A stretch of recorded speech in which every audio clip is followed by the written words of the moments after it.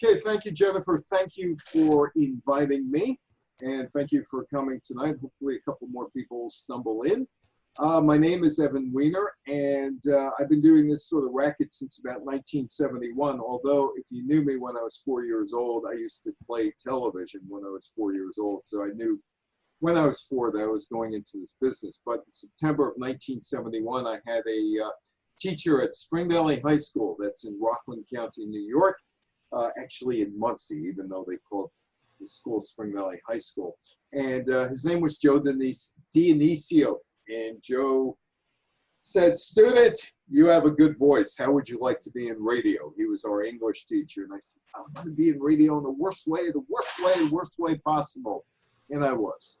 He selected me for a high school radio show called Tiger Talk. Spring Valley High School. We were on WRKL AM 910 on the dial, 1,000-watt radio station, which now is all Polish radio. And I was on for 15 minutes with Gene Delisio and Doris Chan. And it was a terrible show. It was just an awful show, but it was where I started. Joe opened some doors for me at the Nyack Journal News, along with the Hackensack Bergen Record. And that was the start. I covered sports for the for Spring Valley for the Nyack Journal News and also the Bergen Record. About 6.5 years later, 1978, I was a year ahead in school. So I graduated college. I was barely 21 when I was out of college. And I'm working for a 500-watt radio station, WGRC Radio, Nanuet, New York. And our headquarters was in the trailer. And we had a porta-sand right next to the newsroom. Kind of tells you something about what they thought of us. And I get a job there in 1978, and Steve North, who actually was sued by Johnny Carson. When Johnny retired, Steve put in page 6 in the New York Post that he had the guest books from the New York shows because his father was a stage manager at NBC and the Tonight Show, and he opened his mouth saying he had all the autographs, and the Carson people sued him. Not that he cared about the autographs, but that he opened his mouth. But anyway, Steve was my boss, and he said, "You got to work Saturdays," which worked out okay because Rockland Community College was having a series of lectures, and some of the people that were there at the time, Ralph Nader, who I interviewed, Julian Bond, who I interviewed, and then afterwards it would be people like Claire Boothloose and others. But in March of 1978, I'm 21 years old. Steve is 2 years older than me. He's 23. He's the news director. He says, "Got to go down to the Tappan Zee Manor this weekend." And, or rather, the Tappan Zee Townhouse. It's now the Tappan Zee Manor. And he says, the New York Democrats are holding a fundraiser. And it's Saturday. Don't worry about anything that's going on. We'll use it on Monday. So that's fine. So I go down to the Tappan Zee Townhouse Saturday afternoon, late March, and people start walking in. People like Gerald Nadler. You might have heard of Gerald Nadler. He was an obscure assemblyman at that time from Upper Manhattan. He walks in. And then Mario Cuomo, who's running for lieutenant governor at the time. He walks in, and he's got his teenage kid with him, Andrew. He's got this little kid with him, too, Chris. And Hugh Carey, running for governor at that time, walks in. And Daniel Patrick Moynihan, senator, who I started interviewing before this.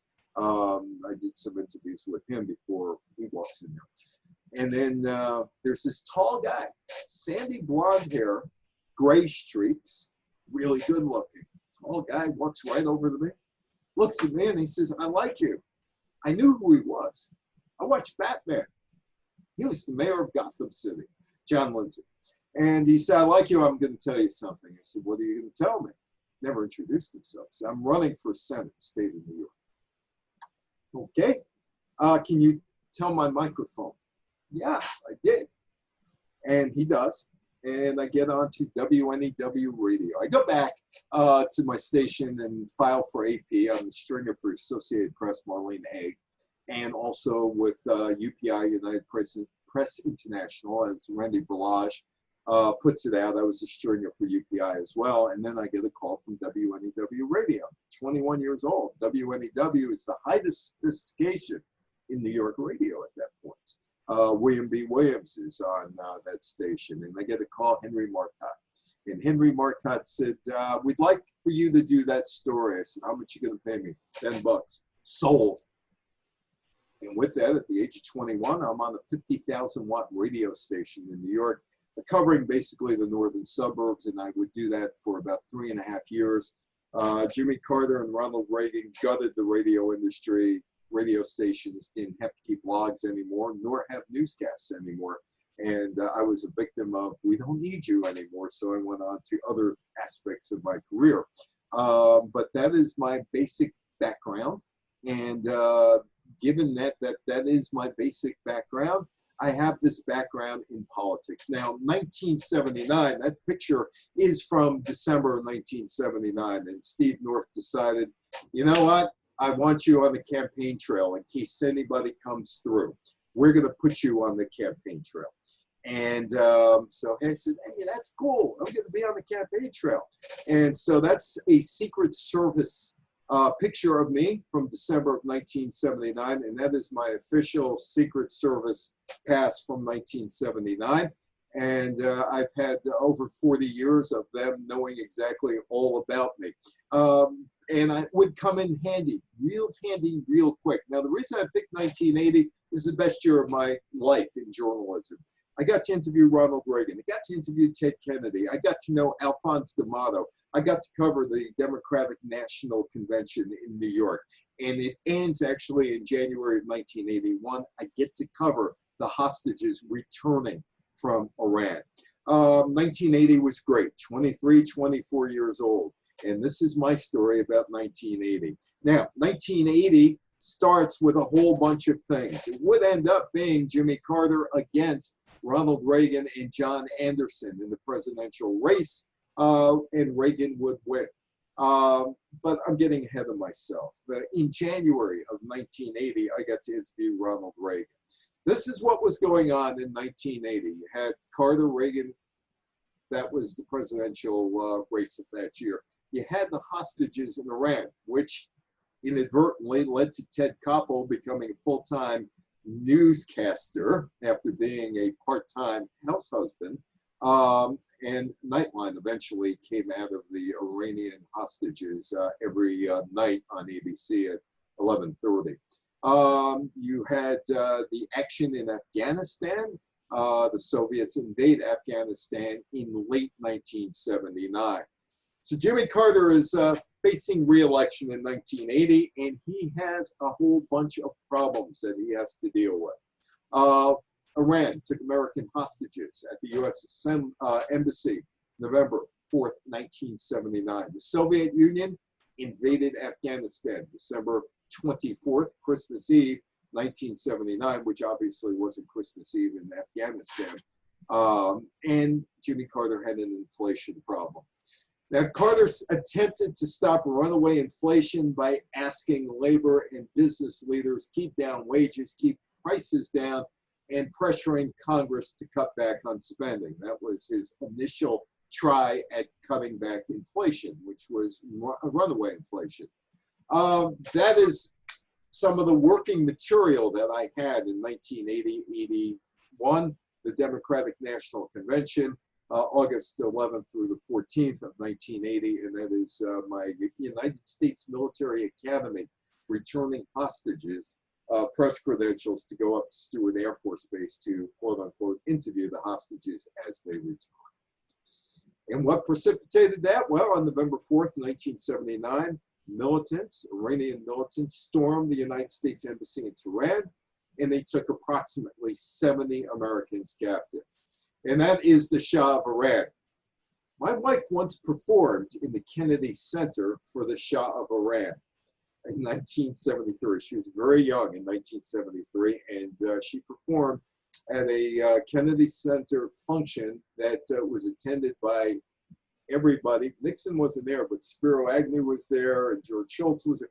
It was a who's who of Washington, and she was at the Kennedy Center.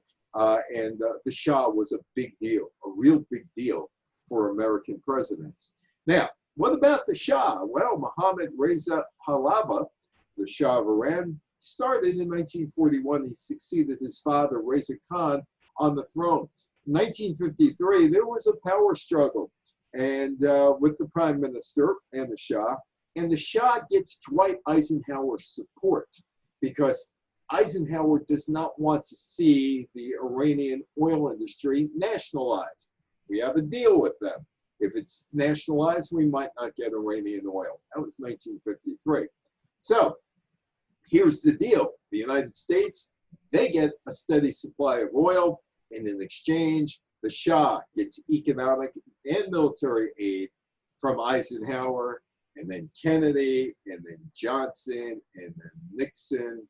8 presidents altogether would give him help. And in 1960s, there was a revolution in Iran that the Shah was part of. It was called the White Revolution, and it was an ambitious program of social and political economic reform. The Iranians did vote on it, and they ratified it, the Shah's idea, and redistributed land to 2.5 million farmers, established literacy and the health corps, the benefit areas.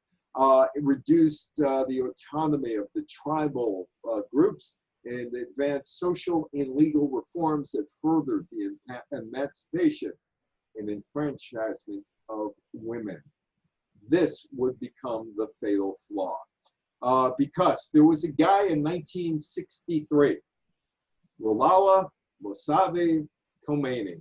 He was a professor of philosophy, and he thought it was a horrible, horrible deal, absolutely horrible. And he became the Ayatollah. That was an honorary title, the Ayatollah. And he spoke out harshly against the reforms. And given that he spoke out harshly against the reforms, which he did, that would cause all sorts of problems. The government, the Shah decides, you know what, we can't deal with this anymore. So they sacked the school, killed several students. They arrested Khomeini. He was later exiled. He went to Turkey, went to Iraq, and eventually would land in France. And he would form sort of a shadow government in France as early as 1964, 65, and be a thorn in the side of the Shah and also Americans. And there he is. It's an early version of the Ayatollah. Between 1963 and 79, the Shah spent billions of oil dollars on military weapons. And the price that he paid for military weapons was simple. He lost the popular support of the population of Iran. He was unable to sustain economic progress, unwilling to expand democratic freedoms, and the regime would collapse in a revolution. January 16, 1979, the Shah fled to Iran, never to return. He fled from Iran, never to return. And there he is, leaving Iran. That's the end of the Shah of Iran, and things are thrown into a tizzy in Iran. Khomeini returned to Tehran in February of 79. The discontent turned into rabid anti-Americanism. The Shah would end up in America. He had cancer, and that's where he went for treatment in October. The Ayatollah had his rallies, and he incited militants to attack the U.S. And they would. November 4th, the American embassy in Tehran was overrun. The employees taken captive. The hostage crisis began. And Jimmy Carter had no answer. And there's a picture of the so-called students. They weren't all students, but of the students who ran into the American embassy. Carter applies economic pressure on Iran. He halts oil imports. He froze all of the Iranian assets in the United States. And he thought maybe with money, he could sort of convince people in Iran, this is not the thing that we want you to do. Of course, he would fail in the end. The crisis would dominate the headlines and the news broadcasts, and the would eventually give birth to Nightline, although it wasn't called Nightline when ABC started it on November 4th, 1979. And the crisis made the Carter administration look weak and ineffectual. Carter's foreign policy, his team seemed to not know what they were doing, going from one thing to another thing, back to another thing, onto another thing. The Republicans are watching.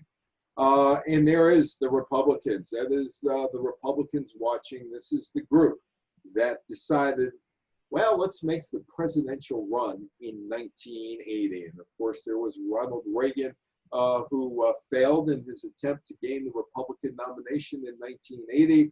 Also there, Robert Dole, who would eventually in 1996 run for president, but he lost as Gerald Ford's running mate in 1976. The senators, Howard Baker, Tennessee, Robert Dole, Kansas, and Lowell Weicker. Actually played hockey with Lowell Weicker in Connecticut, Greenwich, Connecticut, when he was governor on Thursday afternoons. He had nothing better to do, so he went down to the Dorothy Hamill rink and played hockey with us. It's an interesting bunch of people that played hockey. I have stories about that too. Lowell Weicker, this was after he ran. The representatives, John Anderson and Philip Crane, both of Illinois, the former Treasury Secretary and Texas Governor, one-time Democrat John Connally, and the former representative and also CIA Director George Bush also threw his hat in the ring. So you had a whole bunch of people, and that included Reagan. So there would be 1, 2, 3, 4, 5, 6, 7, 8 people running for president against Jimmy Carter in 1980. So the field is set, and it's on to the races. Now, Reagan seemed to be the front runner, but George Bush won delegates in Puerto Rico and Iowa, and Reagan seemed to be fading going into New Hampshire. Late December 1980, 23-year-old me, 23-year-old me, in late December, we get a call from the Reagan campaign. I'm at WGRC Radio. He's going to be in Bear Mountain, New York, giving a talk in Bear Mountain at the ice rink. And it's all set up. Now, yeah, Bear Mountain in January is cold, and there's ice all over the place, and snow. And so I called WNEW, say, hey, I'm going to cover Reagan. Do you want me to do anything? And they said, yeah, sure, why not? Because Reagan at this point in January of 1980 is fading. He's, Bush is winning, and there were more popular Republicans at that point. And so I ended up getting a one-on-one with Reagan. I was with him for a half hour. 6 people showed up. 6 people showed up at this rally. Evan, you're a young man. What's your future going to be? That's what we were talking about. And the thing that I talked about with Reagan most, because I was in radio, small-town radio at that point, was that in 1938, he was with WHO radio in Des Moines, Iowa. He was recreating baseball games, Chicago Cup baseball games, when they recreated games on radio. And he was the guy who was running around with sound effects, with the crack of the bat and all that other stuff. And we're talking, this is what most of our conversation was before we got into the political theater, so to speak. So it was an interesting and fascinating conversation, talking to a guy who seemed to realize that he was fading fast going into New Hampshire. Carter was very unpopular in some segments of New York and New Jersey. In fact, I went to, in 1979, I was covering some events where there were Democrats who were pushing another candidate, Ted Kennedy at that time. Remember John Dow, who was a congressman from New York at the time, in 1979, just telling me how he could not support Carter anymore. That was it. He was going to push for Ted Kennedy. So all of a sudden, here I am. I'm 23. I'm right in the middle of all of this. Meanwhile, for some reason, Ronald Reagan caught fire in New Hampshire, and the rest is history. He would get the Republican nomination. Everybody else would fall by the wayside by the middle of March. And I had one of the last interviews with him where nobody showed up at his rallies. And there, of course, is Ronald and Nancy, who is not with him that night. Bush would win the Iowa caucus and would actually win some primaries in Massachusetts, Pennsylvania, and Michigan. But it became quickly evident in February that Reagan could not be stopped. He won everywhere else. The New Hampshire victory about 2 weeks after I spoke to him was the turning point in the Republican nomination phase in 1980. That's Jim Craig. Jim Craig was the goaltender of the 1980 United States Olympic hockey team. He's there with my son, Jared. This is 1995. Jared is 10 years old. And this was a celebration of not only the 1980 Olympic team, but also the 1960 Olympic team 35 years earlier. They also won the gold medal. The United States Olympic hockey team would also be somewhere that I got involved with in 1980. And it's not really a complicated story. Jimmy Carter wanted to use the 1980 United States hockey team for his political advantage. The Carter Doctrine, which said that the Soviets' attempt to gain control of Afghanistan, that happened December 24th, 1979, and possibly the region, maybe put an oil pipeline through Afghanistan, was regarded as a threat to United States interests. And Jimmy Carter was prepared to meet the threat with military force. Now, Carter has an announcement, January 20th, 1979. He's on Meet the Press. Chuck Todd was not on Meet the Press that day, nor was David Gregory. It was Lawrence Spivak. So anyway, it's January 20th, 1979, 1 year to the day that his second term would start, or he'd be the former president. That would be 1980. So 1981, he would be out. So he gives an ultimatum on Meet the Press. Unless the Soviets withdraw their troops within a month from Afghanistan, things are going to happen. The things that were going to happen, Carter would insist that the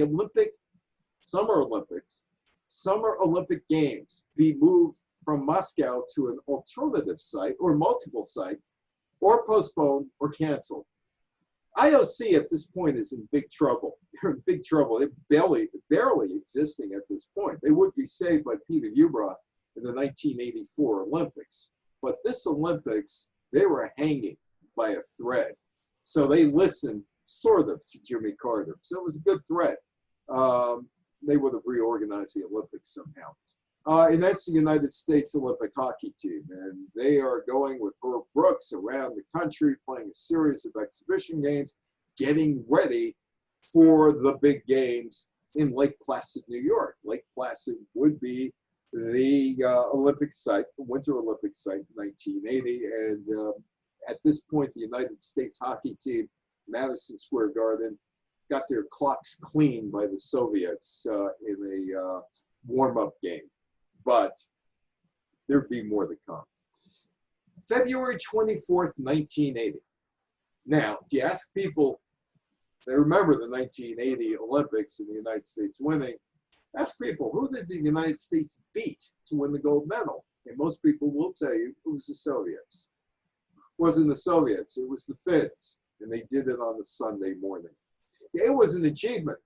But 2 days earlier, in a game that nobody watched live except for people in the arena and up in Canada, 2 days earlier, the Americans beat the Soviets in a game that many didn't see or didn't even know that was being played. It would be shown on tape delay that night, and it became a rallying point for the United States.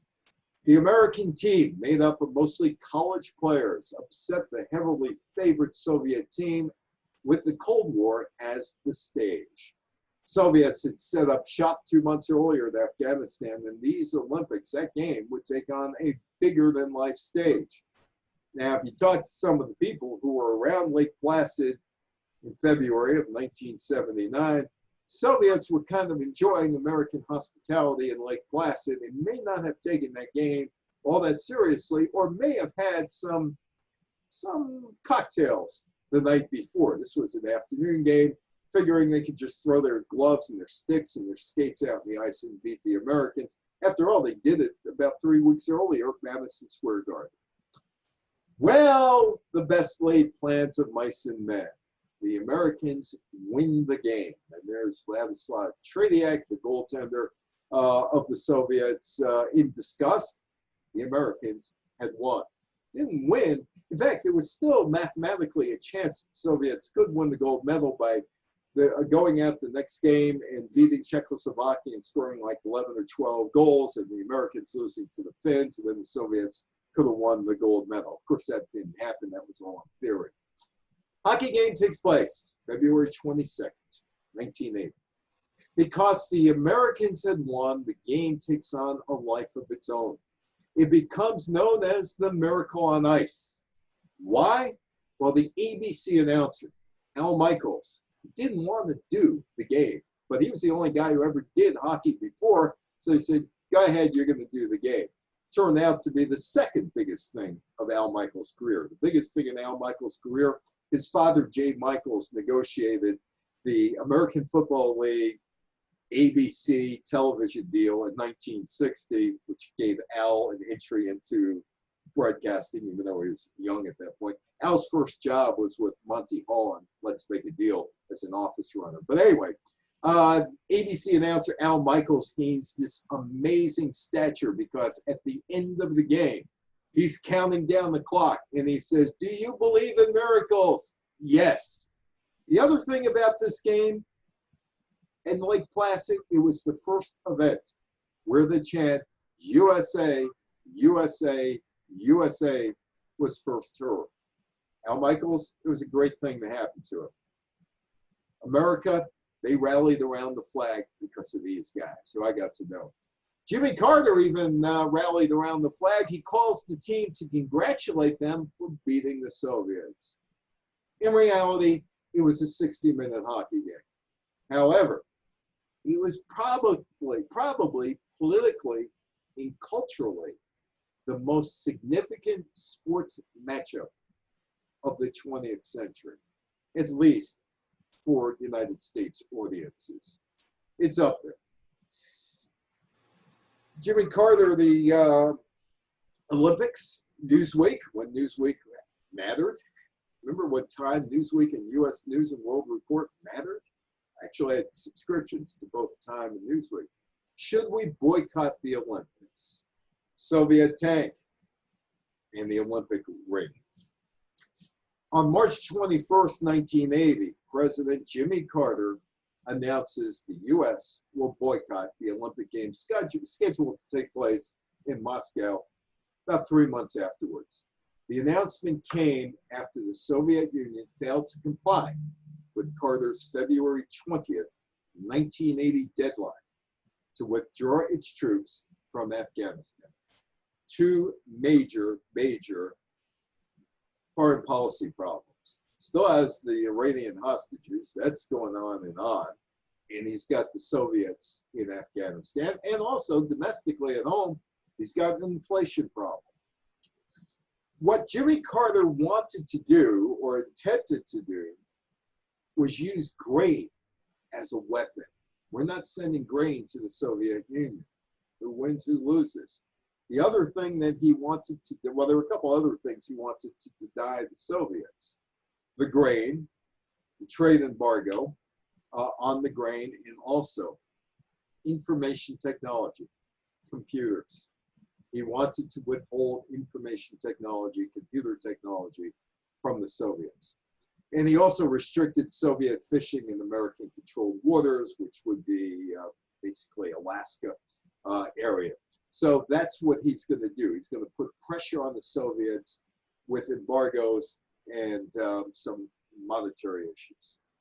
The United States Olympic team that never went to Moscow, 160 athletes, coaches, and support staff. To further emphasize that he was meaning business and American athletes would not be able to compete, Carter threatened to revoke the passport of any athlete who disobeyed his order. The Soviet boycott was on, and Jimmy Carter would have some allies in the Soviet boycott. But he was not able to get Britain, France, Greece, and Australia to go along with his policy. Canada, West Germany, and Japan did join the boycott. And there was a salute to the Olympic athletes that was on television in May of 1980. It's put together by my friend Shelley Saltman, and I can't do a talk, it seems, without having to mention my friend Shelley. Shelley grew up in the Boston area, and he was in the part of the city that he went to school with Barbara Walters. Leonard Nimoy was his buddy ever since childhood. Max Nimoy, Leonard's father, was the neighborhood barber. David Susskind was there, and then some obscure musician by the name of Lenny Bernstein, whose mother used to go to Shelley's house to play mahjong with the other women. And the other women would just look in scorn at Mrs. Bernstein and say, Lenny, he's so good looking, he's so smart. What is he doing with this music? He could be a doctor, a lawyer. He's never going to amount to anything with this music. Anyway, Shelley put on the salute to the Olympic athletes, and the MC and the host of that program was Lenny Nimoy, son of Max, the local barber in Boston. Barry Morse, the actor, also was part of that group up in Boston.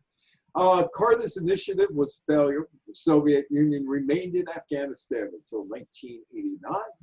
The Soviets and the Warsaw Bloc countries, the Soviet allies, boycotted the 1984 Summer Games, and athletes got deprived of the Olympics in both 1980 and 1984. The initiative was a total failure, as what was going on in Iran at the time.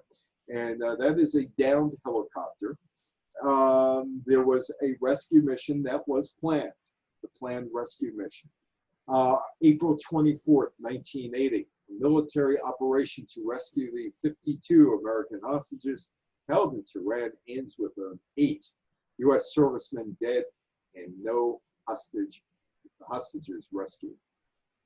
So he's got Soviets on his plate. He's got Iran on his plate. And he's got runaway inflation on his plate. Jimmy Carter is heading into the Democratic Convention, still with a challenger, Ted Kennedy, and he is losing support on a daily basis. 3 of the 8 helicopters involved in this plan failed, crippled the mission. The mission was canceled at the staged area. During the withdrawal, one of the retreating helicopters collided with one of the 6 C-130 transport planes, which killed the 8 soldiers, injured 5, and was back to the drawing board. Carter failed a number of fronts. He was unable to diplomatically resolve the crisis. The 1980 hostage attempt ended in disaster.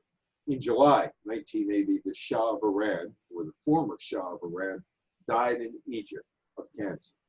That did not end the crisis. That's Paul Volcker. In the year 2000, I met Paul Volcker, all 6'8" of him. Paul Volcker was part of the baseball blue ribbon talk. They were people, economists, who were in charge of trying to straighten out the economics of baseball.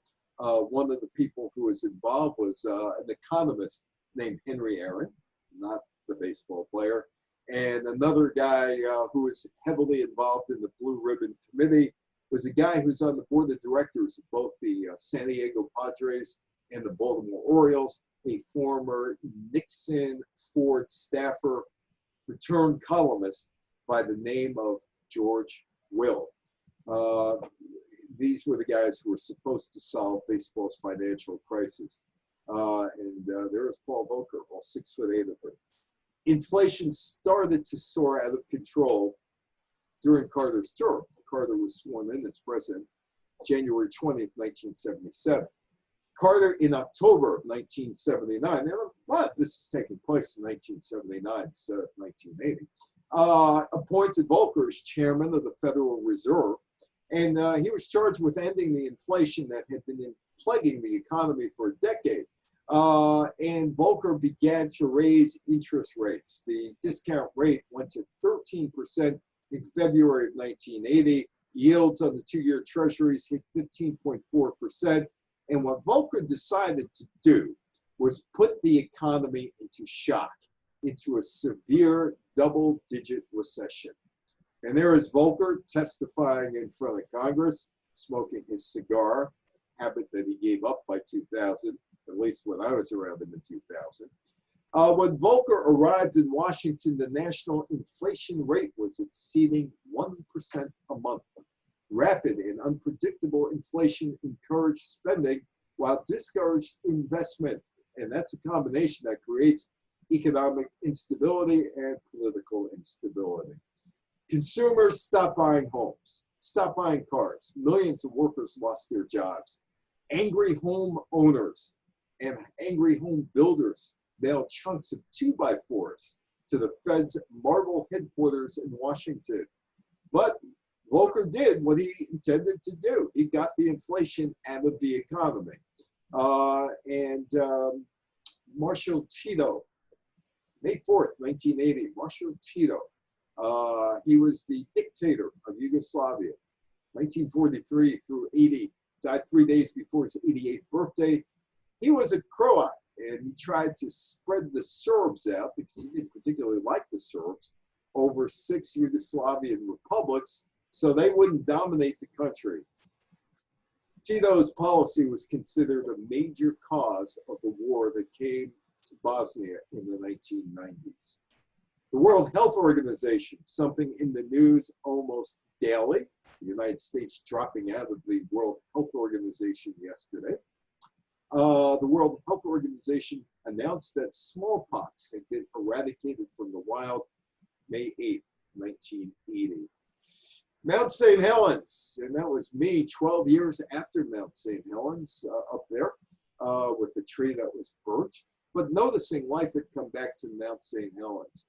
That happens May 18th, 8:32 in the morning. Mount St. Helens in Washington erupted. First 3 times in 24 hours, after rumbling for 2 months, 57 people were dead or missing. The mountain lost 1,300 feet of elevation and gained a 2-mile-long and 1-mile-wide crater. My friend Bruce Morton, who came to my last 1980 talk, my friend Bruce Morton was in Eugene, Oregon, when the mountain blew up, and I had him on my last 1980 talk, and he was the guy, first guy to interview the firefighters, and he gets a call from a bartender, friend of his in Eugene, said, "We got all these firefighters who just came down to Mount St. Helens, why don't you come down and interview them?" And he had the exclusive, and that led to eventually a career with ABC Radio. But he was there and talking to the firefighters on May 19th, 1980. Quebec. Quebec wants sovereignty. And in 1980, they tried to get sovereignty again. May 20th, 1980, in Canada, in Quebec, a referendum, 59.5% of Quebec voters rejected separatism. Since the 1950s, some people in Quebec wanted to get out of Canada, and there was terrorist attacks in Montreal, in the province, in the 1960s, which Pierre Trudeau put down in 1970. And then they went the political route. René Levesque did that, and that got a couple referendums. The latest was in the 1990s, barely lost, and it's pretty quiet up there right now. After the Lake Meach Accord and a whole bunch of other things that gives Quebec special status within the Canadian Confederation. This is CNN. Hey, there I am again, right there in the middle. And there's my friend Bruce right behind the ESPN logo, interviewing Harvey Meyerson, who was the United States Football League attorney when Donald Trump and the United States Football League decided to sue the National Football League on antitrust grounds. That is at Foley Square, Southern District of Manhattan. And at that time, I met Richard Nixon, who had his office across the street. So anyway, so this is CNN, and I do a talk on Ted Turner. And in 1980, CNN debuts, and I'm going to be doing more of a lengthy talk on July 25th.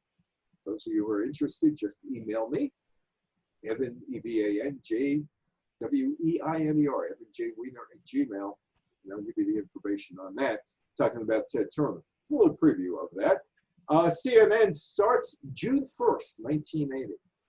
We won't be signing off until the world ends. We'll be on, and we'll cover the end of the world live. And that will be our last event. We'll play Nearer My God to Thee before we sign off. Ted Turner. I have a friend, Jeff Grimshaw, who worked for Ted in promotions. And he swears this video exists where Ted Turner intimidates. Ted Turner makes believe he's Porky Pig. That's all, folks. In 1980, CNN was losing $1 million a month. Now, how did CNN end up in Atlanta, you ask? Oh, that was an easy question to answer. No banks in New York wanted to give Ted Turner money on what they considered a losing proposition. He got the money from banks in Chicago, and he said, screw New York. We're not going to have our headquarters there, although he did hire Myron Kindell in New York. We're going to have our headquarters in Atlanta. That's going to be the worldwide headquarters, so we don't need New York, and we'll have this bureau in Washington as well. And one of the first people that he hired was Daniel Shore, who happened to be on Richard Nixon's enemy list. Ted Turner did believe in CNN. Not too many people believed in it. Found on radio. NBC tried a radio network in 1977, which failed.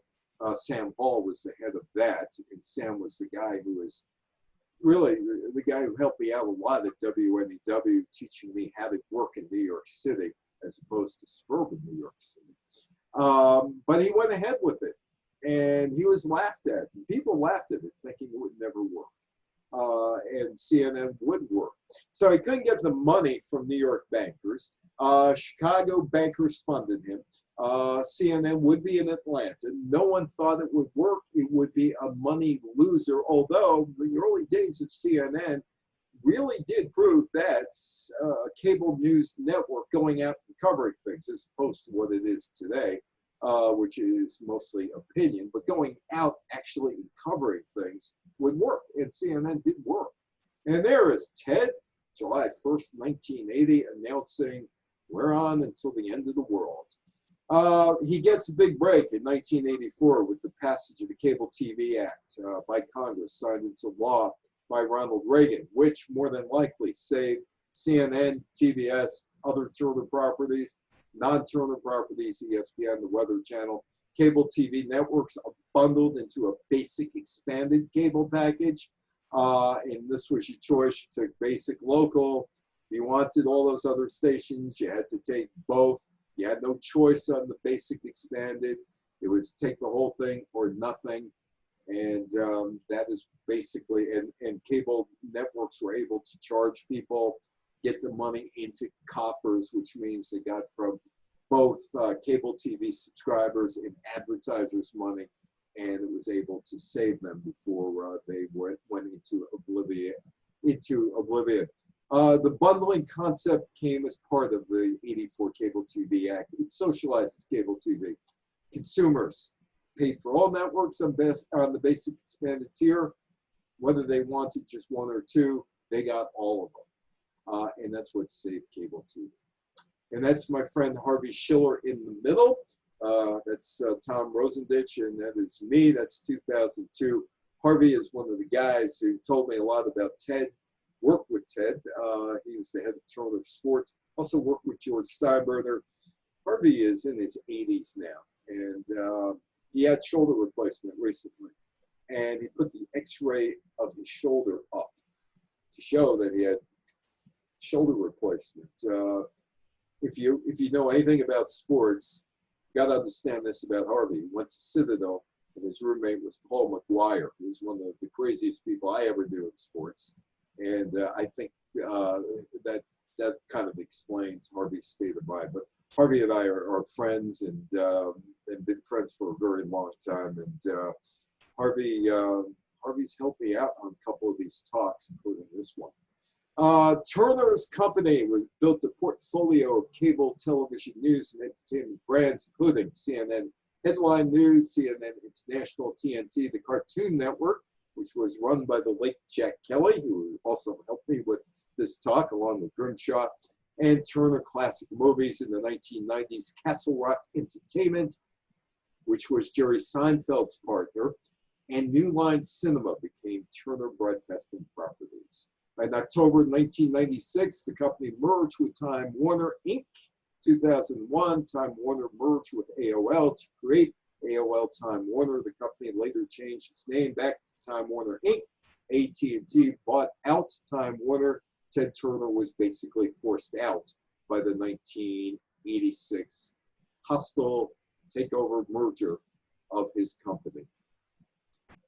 1980 Republican Convention in Detroit. Ronald Reagan is nominated as president, or the presidential nominee.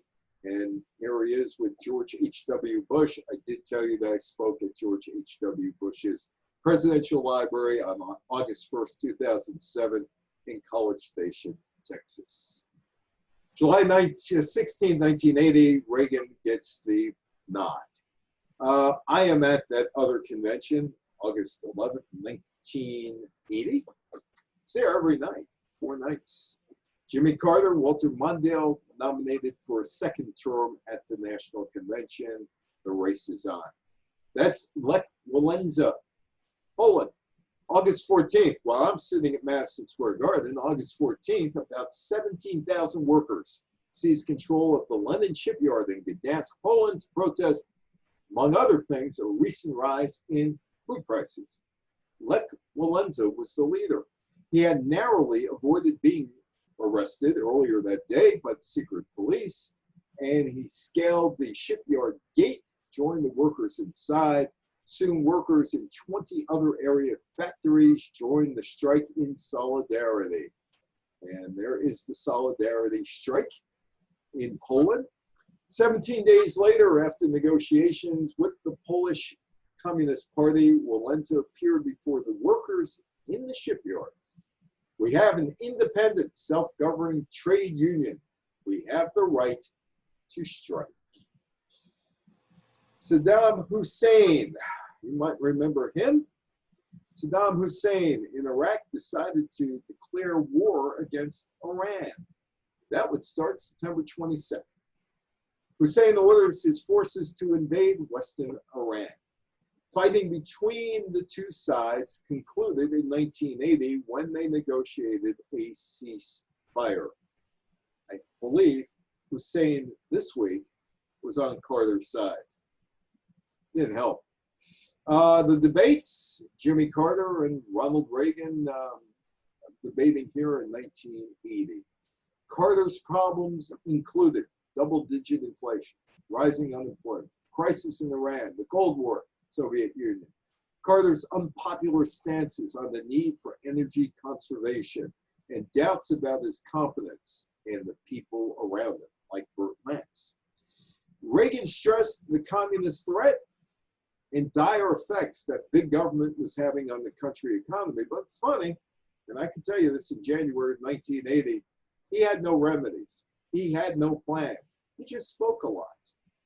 His remedy, let's cut taxes. That's about it. Let's cut taxes, income taxes. But he had no plan. He had no plan at all, which I, like I said, found out in January of 1980 when I was the only one there with 6 people at the Bear Mountain, New York ice rink. But he would win. There is Ronald Reagan and there is Nancy Reagan. He would win by a landslide.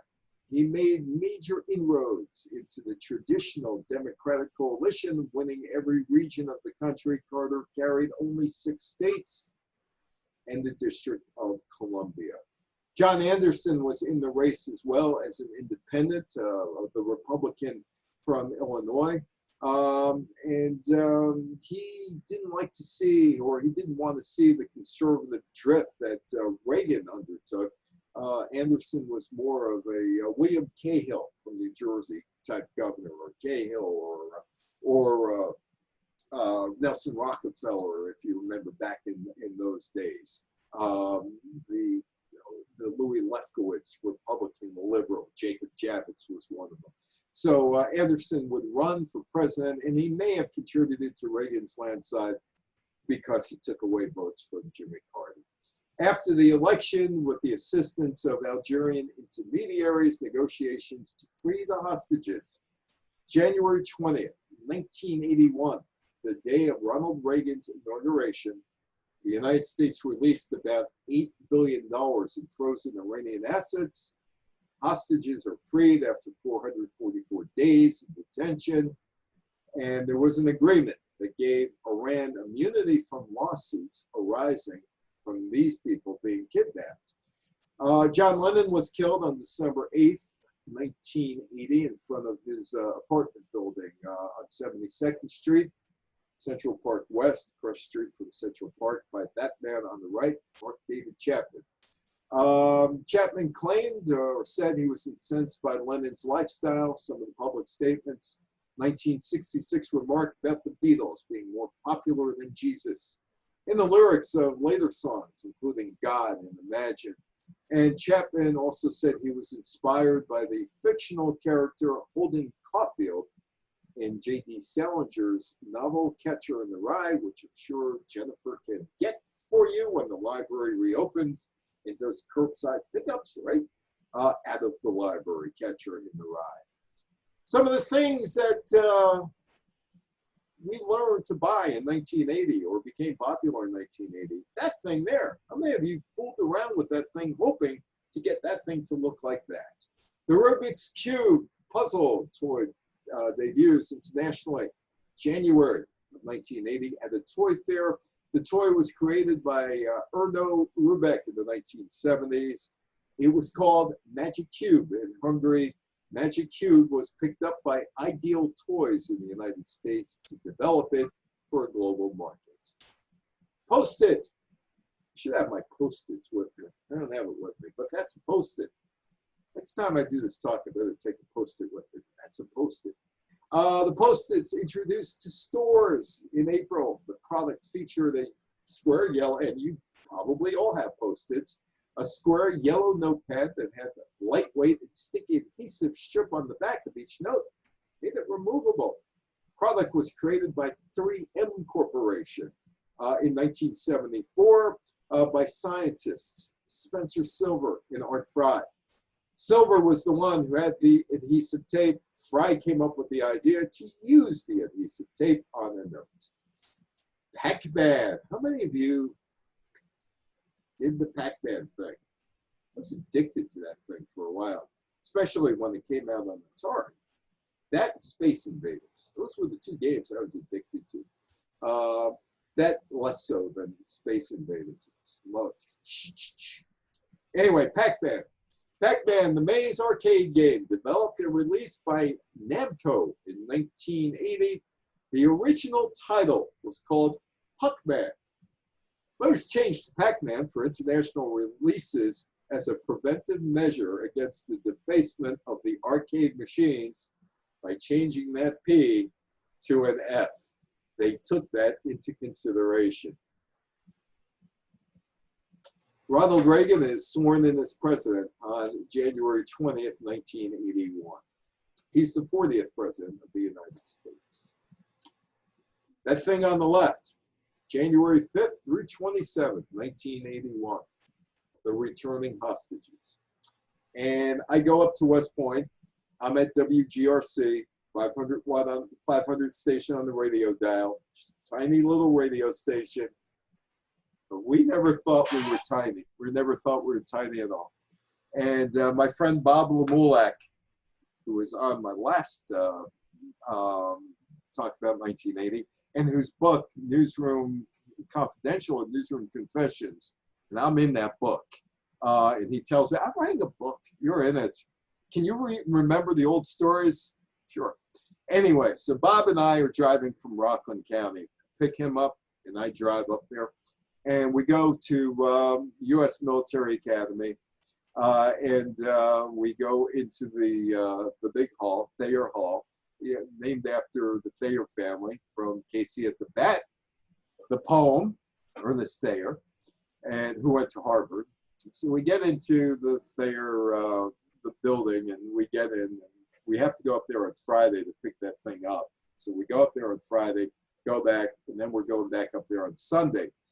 And we get up there, and Bob and I decide we'll meet up there, and you take one bus and I'll take another bus, and we're working as a team because we really thought we were going to interview the hostages, so we were going to work as a team, which reporters do. Don't kid yourself, they do. So we got this all figured out. So we're going up there, and he's on one bus and I'm on the other bus. And there was this guy with the crew cut, with the thing coming out of his ear like that, you know, and walkie-talkie and all that. And he's got scrambled eggs all over the place. Well, you may think that you're going to talk to them, but you're not going to be able to talk to them until we debrief them and all this going on. And so, stupid me, you know, I'm 24 years old. Well, can we talk to them afterwards? The guy says, well, next month you can. We're going to debrief them for a month. So we get up there, and I forgot, I think it's Route 52. It's State Road 52 or whatever. It leads into Stewart Air Force Base, which is where we're going. And so I meet up with Bob, and we're out in the street. And there's really, we walk out of Stewart Air Force Base, and we walk on the street. And it's literally 4 degrees out there. It's 4 degrees. And people are lined up. They're lined up on both sides of the street, carrying little American flags. USA, USA, USA, USA, the chant from Lake Placid. So we know we're not going to speak to the hostages. So what are we going to do? Well, we'll speak to the local people, get some natural sound of the buses zooming by us, and basically talk to the locals. So we never did have a chance to talk to them. But I do remember that day vividly, and the bunting around Stewart Air Force Base, and the people, you know, just like that, freezing. It's 4 degrees, and it's up in Newburgh, and wind is coming out of the northwest, making it even colder. But they were having a good old time, just with their flags, USA, USA, USA. And Bob and I took the same bus back to West Point, just looking at each other, saying this tape is absolutely useless because everybody else in the world has the same tape. And how I remember just how disappointed I was, and Bob was as well, that we never got a chance to talk to them. But they returned home, and Ronald Reagan was president. The hostages did come back. In the calendar year 2000, the former hostages and their survivors sued Iran under the 1996 Anti-Terrorism Act, which permitted the United States citizens to sue foreign governments in cases of state-sponsored terrorism, which it was. The following year, they did win the lawsuit by default because Iran never offered a defense, but they never saw a penny. The United States State Department sought dismissal of the suit, arguing it would hinder its ability to negotiate international agreements, and the federal judge dismissed the plaintiff suits for damages in 2002, ruling that the agreement that resulted in their release barred awarding any damages. So they never saw a cent after spending 444 days as hostage. The Iran-Iraq War would continue. It would continue until 1988. Fighting between Iraq and Iran ended with a United Nations mediated ceasefire, resumption of normal diplomatic relations, and the withdrawal of troops did not take place until the signing of a formal peace agreement August 16, 1990. Lech Walesa, he would become the president of Poland, December 9th, 1990. He was the founder of the Solidarity Trade Union. He won a landslide election victory, becoming the first directly elected Polish leader. And I got permanent custody of this guy. You might recognize him. That's Alphonse D'Amato. And I got permanent custody of him. I can tell you one thing about Al D'Amato, which you probably don't know. Nobody tells a dirty joke better than Alphonse D'Amato. It's about February or March of 1980. D'Amato is a little known town of Hempstead supervisor, little known outside of Nassau County. And he decides he's going to run against Jacob Javits for the Republican nomination for the United States Senate. Now, Jacob Javits had Lou Gehrig's disease, ALS, and he couldn't campaign. And but he got the liberal line, and he did not get the Republican line. Alphonse D'Amato got the Republican line. And I was involved, heavily involved in interviewing these people in 1980, including D'Amato. I gave D'Amato his first non-Long Island interview in 1980. And I don't know, struck up sort of an oddball relationship over the last 40 years, to the point where he once took out his wallet about 12 years ago, opened up his wallet and showed me the baby pictures of his kid that he had. 12 years ago. Al's in his 80s now. He was in his 70s when he had a kid. And so anyway, he's in this election. Jacob Javits would not drop out. Liz Holtzman would end up being the Democratic nominee. And look at that outfit. Just look at that tuxedo. And this night, we're at a big party at the St. Regis Hotel. And it was for the Prime Minister and the First Lady of Malaysia. And they happened to sit Al at my table. I couldn't enjoy the evening. Al was with me the entire night. Not only was he with me, but his brother Armand, who happened to be the lawyer in my brother-in-law's house closing in Long Island in the 1970s, sitting there with my wife. Al wouldn't let me go. My wife is having a good old time. She's with Jamie Foxx, right? Jamie Foxx is the MC of this thing, and Al is with me the whole time. But anyway, to make a long story short, I covered a lot of the New York State Senate race that year. In fact, Howard Cosell once asked me, he said, "How do you think I would have done?" I said, "Howard, you would have lost." I said, "Why? How could you say that to Howard Cosell?" I said, "Because Jake Javits would not give up the liberal line. He wouldn't have gotten that.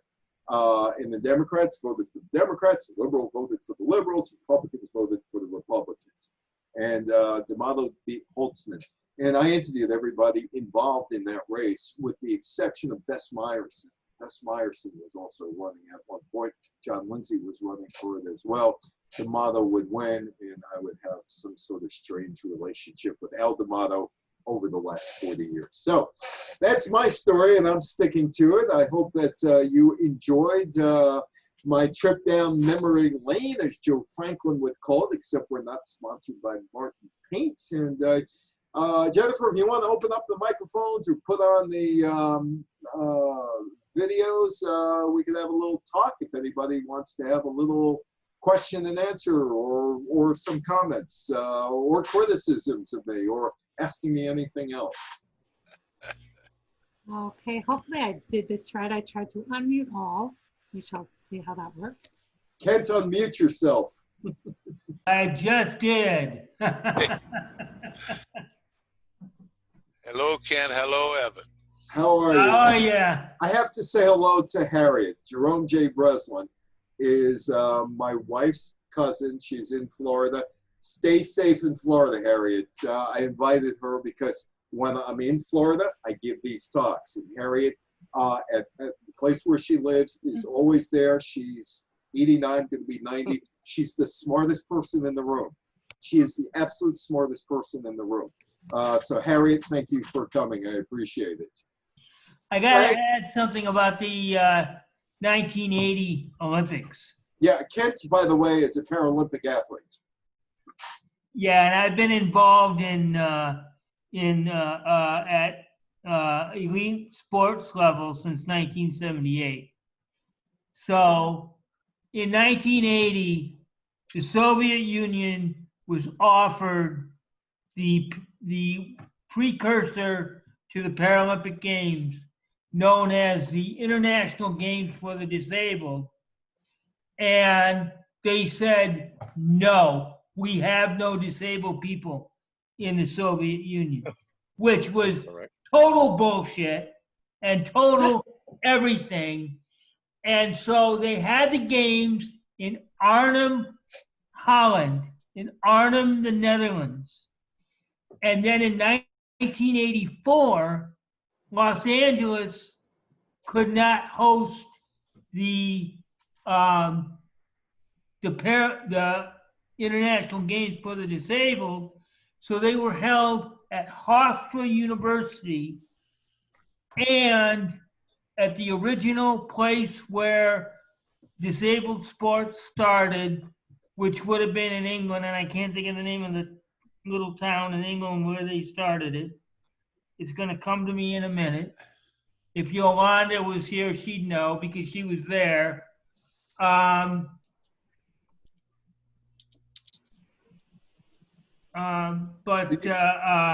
Sir Ludwig Gutman started the disabled sports movement after World War II. He was a Jewish refugee who landed in England, and he started it with a 60-yard dash for returning war veterans.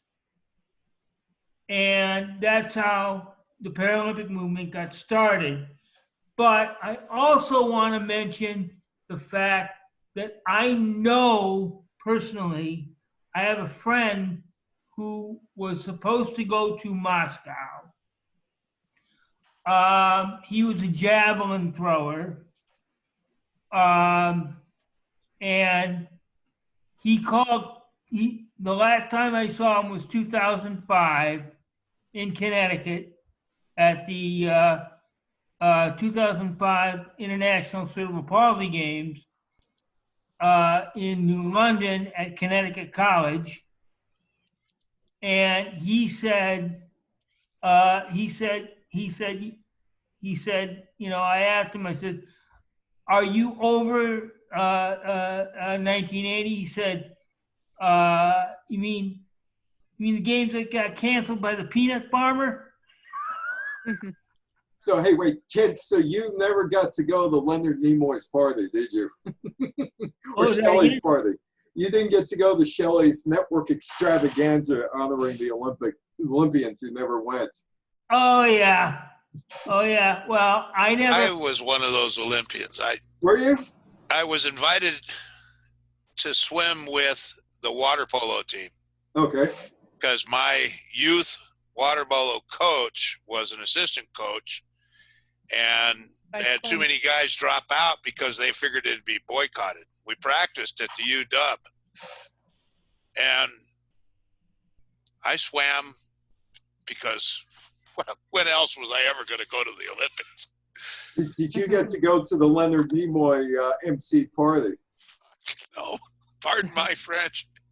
But, you know, I was just a poor kid from the wrong side of the state of Washington, you know, and I was an orphan by then, you know. My father died in 78. My mother died in 72. You know, I was just walking down the street in Pioneer Square, and I ran into my water polo coach, and he says, "Hey, you want to swim on the Olympic team?"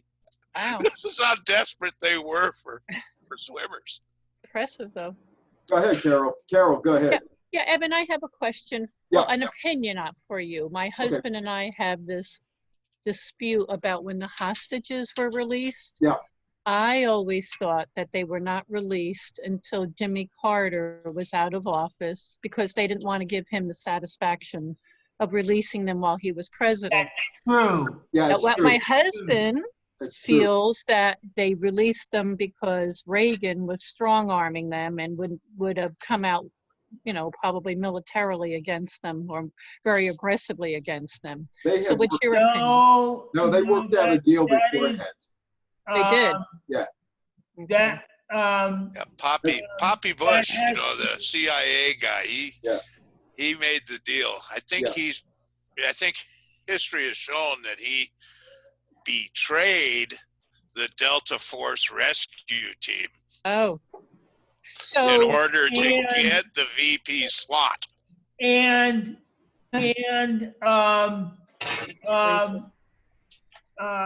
Patrick J. of the Vials, who somehow still is living. He and his sister are still living. Brags about this every day, and he brags about 68 also, Carol. You know, the thing is, when I was involved and when I was up at West Point and all, they didn't tell us anything. We were, honestly, we were the people who knew the least about what was going on, because we were being, we were in pens, so to speak, but we were in kind of mazes, and we had to go this one and this one and this one. And basically, they threw every kind of roadblock up against us to actually do our jobs. And when we got to Stewart Air Force Base, we had minders. I mean, literally, we had minders. We were, there were people who were watching us, just trying to figure out, okay, why are you going there? Why are you doing this? Why are you doing that? So to be honest with you, we were the least educated people in the world at that point. Totally least educated people. Well, you guys were being spoon-fed information. Yeah, I mean, and I always say about news, and I'm going to be missing. No, I'm going to be actually doing. There's a friend of mine at St. Bonaventure's College. I'm going to do a news thing tomorrow, and I always say that never believe anything. If you're there on the first day or second day of anything, never believe it, because there's so much misinformation. There's total misinformation, and we were being fed. I mean, it's the same thing. You know, as a political reporter, when I was a political reporter, I used to have one guy. There was one guy. He's dead now. He's a guy by the name of Gene Grogan, and any dirt I wanted on the Republicans in Rockland County, New York, he'd be on the phone with me. You know, all you need is one guy. And he was right. But if you listen to spokespeople and all, never believe them. Just make sure you cultivate your sources. That's what I always did. But in terms of the hostage, and there were other stories I did as well, whatever you hear, the first thing that you hear, you report it, but don't believe it, because it changes so rapidly. And history is eventually written by historians, not by ink-stained wretches like I was in those days. We knew nothing. We were in this vacuum. So they trying to find the story. Yeah, we trying to find someone who could go on record for it. Yeah, well, we weren't going to get that at West Point. We certainly weren't going to get that at West Point. So anyway, Jim, you're on. You're next, Jim. I guess Jim isn't there. Sorry. You there, Jim? Go ahead. No, sorry. I was just talking with my wife. Oh, okay. Well, anybody else? Well, Yeah, Evan, one other thing. This is Carol again. Yes, hi, This Carol. is just a little sidelight of Spring Valley, New York, back in the day when the New Jersey drinking age was 21 and New Yes, York was it was 18. 18. I would go and visit Peruna's. You remember that place? Yes. Peruna's Pizzeria Restaurant? Yes. Spring Valley. Yep. Okay. So that's my connection to Spring Valley. So did you ever go to the bakery? Coolest Bakery was up there. No. That was up there, but yeah, I remember the Jersey kids all coming across the border. Same thing in Connecticut too. The Connecticut drinking age was 21, so they would come over to whether it would be Putnam, whether it be Dutchess, whether it be Westchester, they'd all come over, or even Columbia County up there. They'd all come over and drink. So and then I graduated high school in 1973, so I do remember those days. Yeah. Long time. Yeah. Yeah. Yep. Okay. Thank you. Anything else? Well, let's thank Jennifer for inviting me. Hey, thank you, Jennifer. You're Thanks, very Jennifer. welcome, everybody. Here, I And, can turn on my video now. Yeah, and Where am I? I can't find myself. yeah, Jennifer always says to me, you know, we get these programs that are supposed to last an hour. And Yeah, just about an hour. yeah, just an hour. It's supposed to last just an hour, and yet, you know, every time I'm with the Westfield people, it lasts what, an hour and a half, 2 hours? Yeah. Well, see, Evan can't stop having all these stories to tell. Right. And I he gets do, great I do, stories, so he yeah. starts with one thing and then he just goes on to other stories, and that's why Right. he's such a joy. You Yeah. know, he'll call me Gotta up on the have 'em. phone. I'm like, do I have an hour to spare? I'm not sure. Well, you know, I'm not scripted, so I'm totally unfeathered and untethered. So That way they keep you out of the bar. yeah, exactly, But exactly. Carol, some of your questions were great, and that's why this program is so interesting. You know, you get all sorts of good questions like that. So thank you for that. Thank So- you for your talk, Evan. Yeah, thank you. Thank you. And like I said, Jennifer, nice talking to you. I hope, to meet I hope I everybody. get to talk to you again. You are a very sweet lady. Well, thank you. I You're hope to see everybody again soon. We'll Zoom or we'll be in person. Either way, you know what? We're just going to be flexible with what life hands us right now and do our best. So it's so good to have this. Bye-bye. I love seeing, like, you know, the Rubik's Cube and Pac-Man. I said, oh, that's the fun stuff. We need more of that. You Yeah. know that Rubik's Cube thing? I got one. My father was in Vietnam. He made these friends around. Anyways, he was in the Air Force. And he got a Rubik's Cube somehow in my hands. I'm pretty sure it was, I graduated high school in 75, and I'm pretty sure it was before I graduated high school. yeah, well, it was done in the 70s, so it came over Yeah, here so in maybe he 1980. did find its way. here. Yeah. Well, I don't know if he I got still it at the can't figure it BX or out. if somebody gave it to him, you know. Yeah. But Well, thank you. I'm thinking 72, Well, it was done 71. in 1970, so you're probably right. With the it was in Hungary. That's all it was. Anyway, so I want to thank everybody. I want to thank Jennifer. Hopefully, we could do this again sometime We in the will. fall, maybe in person. Yeah, maybe thank you, here. Jennifer. And thank you, everybody, for coming. Yeah. Thank you. Thank you. Thank you. All right. Thank you, Carol, and thank you, everyone. Bye-bye, everybody. Nice to meet you all. Okay, Bye now. bye-bye.